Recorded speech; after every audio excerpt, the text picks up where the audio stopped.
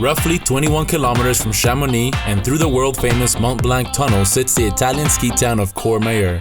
But plan on waiting because this border-crossing bus ride often takes more than an hour and a half. Make sure you get off the bus on the second stop in Courmayeur, which leaves you right under the main lifts. The first stop will involve lots of walking. 10 minutes in line and 35 euros later, we are all set to go. Since it was a windy day, we were warned that the lifts might close, but we took the gamble because shredding the gnar is life. Here we go! Nothing compares to the feeling of being one with a mountain.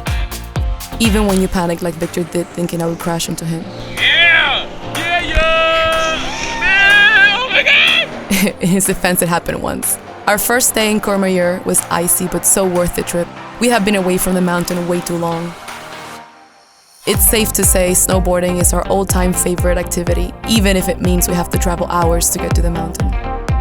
If you get there before the season is in full swing, you may only have 2 or 3 lifts open, which may not seem very appealing, but in our opinion, it was so worth it. Snowboarding in Europe is really not that expensive at all, especially with lift tickets being as cheap as 35 euro. Courmayeur. Check this out. And getting there in the early season certainly helps beating the crowds. Once you get to the bottom of the mountain, there are over 3 restaurants and bars to choose from. And of course, that awesome Italian hospitality. Yup, that's me running after my board.